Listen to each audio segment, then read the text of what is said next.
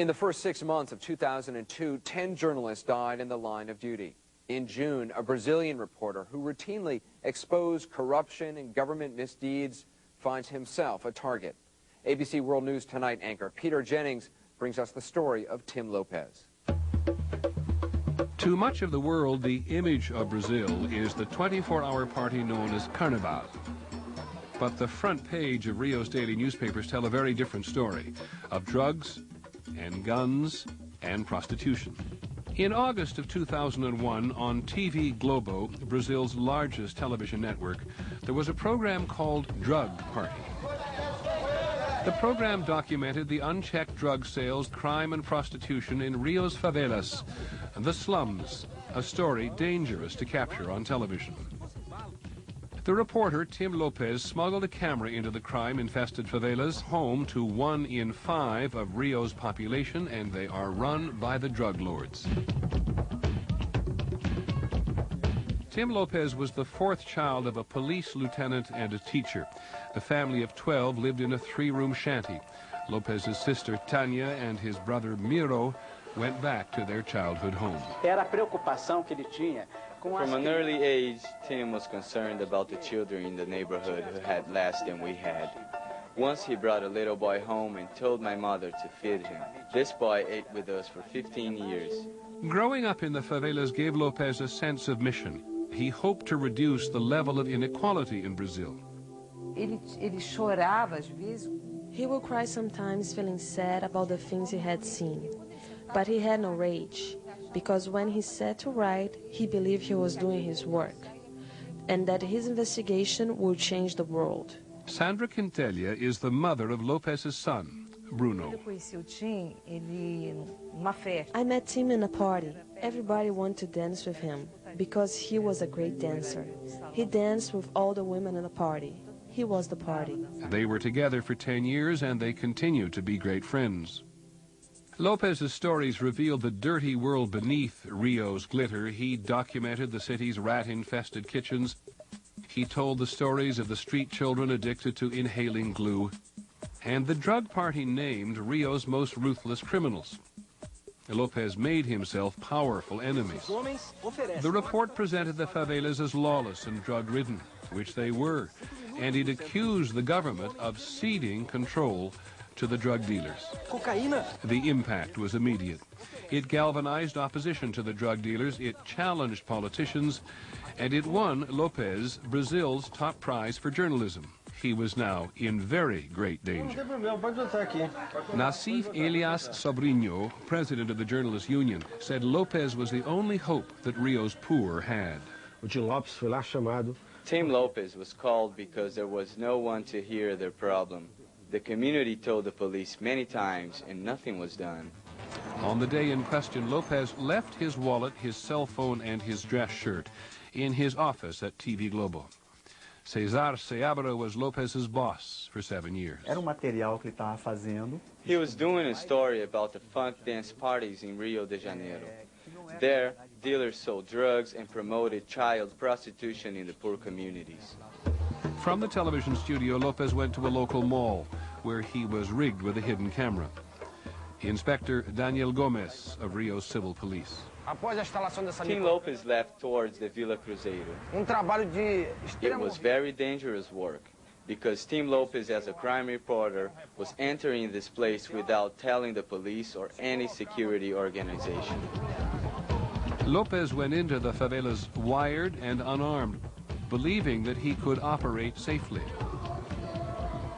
Most of the journalists working at Globo's office are middle class. Only a few people live like Tim used to live, in the favelas. When Inspector Gomes recreates what happened that night, he went into the favelas with 12 heavily armed military policemen. He came to this bar and he bought a beer. And from here, he came back to this piece of concrete. He was filming all the drug dealers over there, selling cocaine and passing by motorcycles with guns. A little boy had approached Lopes at a bar. Lopes did not know the boy was the lookout for a drug dealer. This was the place where he was captured. Shortly after his capture, He was taken to one of the alleys where he was tied. Then, Elias, the madman, was contacted at the Grotto slum, and the order was given that a car would come to pick him up. Without a weapon or a phone, Lopes was helpless.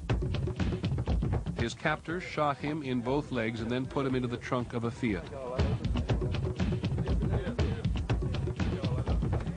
Gomez and his entourage drive the same route that the injured Lopes was taking.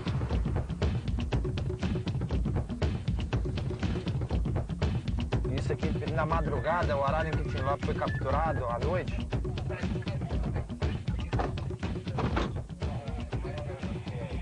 Over that opening, Tim Lopes was tortured. Over there is a sports field.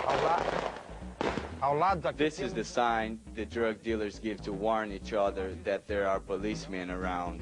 The police reported that Elias, the madman, and his gang conducted a mock trial and sentenced Lopes to death. They brought him over this valley around 2 in the morning and took his life. Here, Tim Lopes was cruelly beaten and his legs were cut with a samurai sword.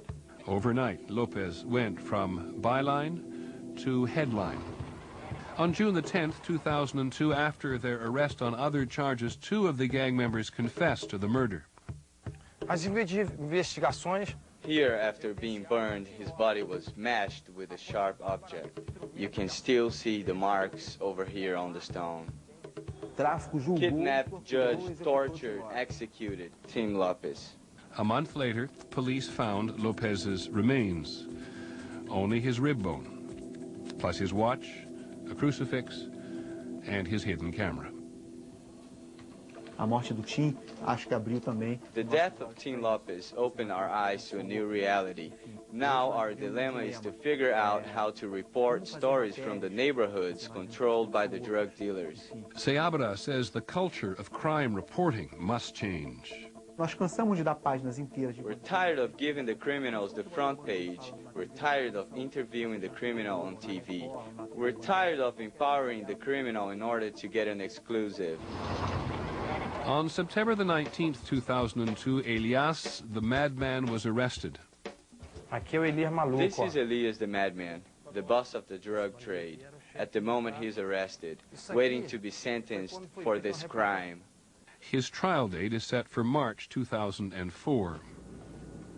For the Committee to Protect Journalists Ann Cooper, Lopes's story has had impact around the world. Freedom of the press, having an independent media, some other source of news besides the government, is so important to any democracy. When a journalist is killed, like Tim Lopes in Brazil, that can have a very chilling effect on all of the media in the country.